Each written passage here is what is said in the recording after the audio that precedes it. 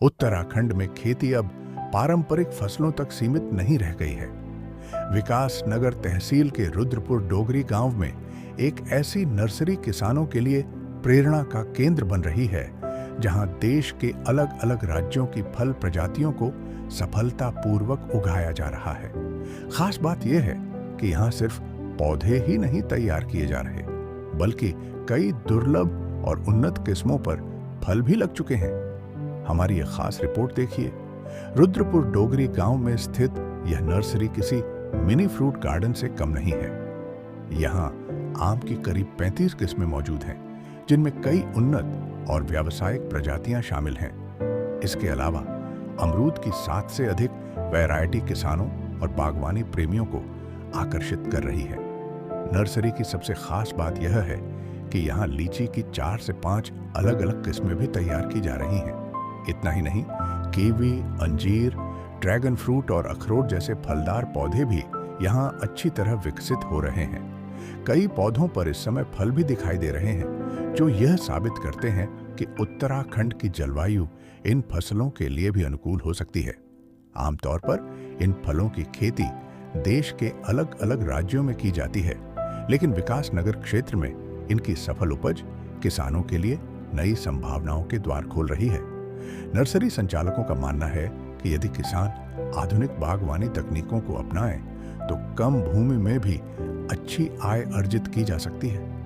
यह नर्सरी सिर्फ पौध उत्पादन का केंद्र नहीं, बल्कि किसानों के लिए एक जीवंत प्रशिक्षण स्थल भी बनती जा रही है। यहाँ पहुंचने वाले किसान विभिन्न फलों की नई प्रजातियों, उनकी देखभाल और उत्पादन तकनीकों की जानकारी हासिल कर रहे हैं। जहाँ एक ओर पारंपरिक खेती में बढ़ती चुनौतियां किसानों की चिंता बढ़ा रही हैं, वहीं रुद्रपुर डोगरी की यह नर्सरी आधुनिक बागवानी के जरिए किसानों को नई राह दिखा रही है। यह पहल न केवल खेती में विविधता ला रही है, बल्कि भविष्य में किसानों की आय बढ़ाने का एक मजबूत माध्यम भी बन सकती है।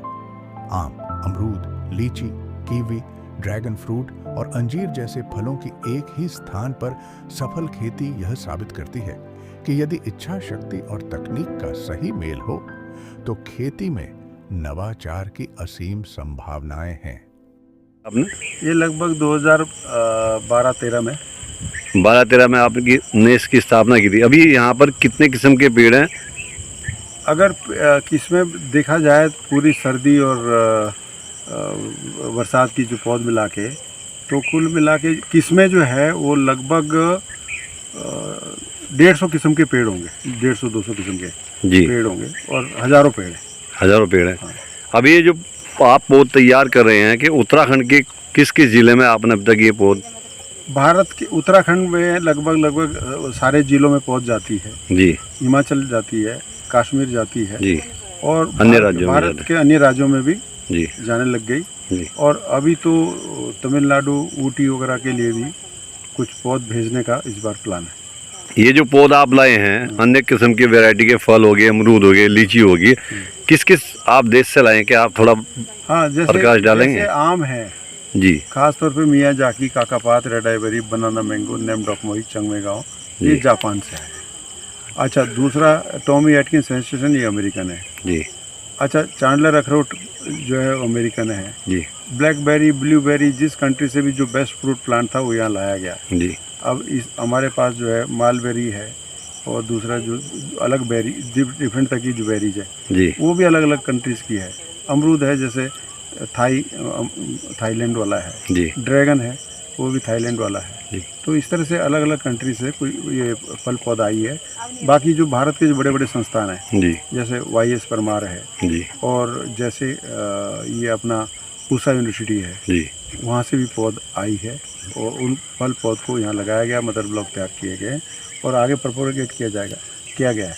ये देखो आड़ू के, ये चेरी की जो पौध है ये YS परमार की है और इस तरह से बादाम है वो भी उसकी है, YS परमार की है। सर देखने में आया जो आम के आप पौधे लाए हैं उनकी जो कीमत है बहुत ही ज़्यादा है। तो ये जो किसान आम तैयार करेंगे तो किसान आम तैयार तो कर रहे हैं, पौधे भी लगा लेंगे, उसकी मंडी कहाँ बेच कैसे पाएंगे वो? बड़ा सुंदर प्रश्न किया है आपने जी। तो ये तो मेरे लिए भी एक प्रश्न था जी। कि जब हमने ये पौध देनी शुरू की जी। तो मन में विचार आता था कि कोई 2 पौध ले जा रहा, कोई 10 ले जा रहा, जी कुछ हरियाणा के लोग हैं जो वो सारी पौध उठा के ले जाते हैं, चाहे जी। वो 500 हो चाहे 1000 हो जी जी तैयार। तो जो अपने यहाँ के किसान हैं, थोड़े छोटे किसान हैं, और वो पौध ले गए, तो मेरे मन में यही विचार आया कि चलो एक्सपोर्टर मेरे पास तो डायरेक्ट आ रहे हैं, जी लेकिन ये 2 पौधे वाले के पास तो पहुँचेंगे नहीं। जी जी तो फिर हमने एक कोऑपरेटिव बनाई है और उससे लोगों को जोड़ने का प्रयास किया जा रहा है जी कि जो भी पौध ले जा रहा है उसका एक सदस्य बन जाए, और ये कोऑपरेटिव वही लोग चलाए, जी ताकि जो है वो अपने फल पौध का अच्छा रेट पा लें। और जो एक्सपोर्टर यहाँ मेरे पास आए, उसके साथ ये कंडीशन में रखता हूँ कि बाकी जो किसान हैं जो यहाँ से पौध ले जी। गए, उनसे उनके फल भी आप ही खरीदें। तो इस तरह की कुछ प्रयास है। सर, ये जो आम के पेड़ है इनमें उच्चतम रेट सबसे अधिक से अधिक रेट कितने का होगा सर? आप अभी देखो, आजकल तो दुनिया बहुत छोटी हो गई है, एक जी। किलिंग मारो तो अंतर्राष्ट्रीय बाजार में जी। मियाजाकी आम का जो रेट है, जी तो अगर आप बाजार के रेट पूछो जी तो 2 से 2.5 लाख रुपए बोल रहा है, वो 3 लाख भी बोलता है। जी लेकिन यहाँ जो एक्सपोर्टर है उसकी भी अपनी कुछ कंपल्सन है। जी जब फल वो ले जाता होगा, पैक करता होगा, उसमें से कुछ खराब भी होते होंगे, जी तो मेरे ख्याल से 1 लाख के लगभग मिल जाना चाहिए किसान को। अगर वहाँ 2 बिक रहा है, 2.5 बिक रहा है, तो ये मेरा मानना है। ठीक बाकी तो अब जब ये मार्केट में एक्चुअली लिंक अच्छी तरह से इस्टेब्लिश होगा तब पता चलेगा। ठीक है सर, थैंक यू। धन्यवाद।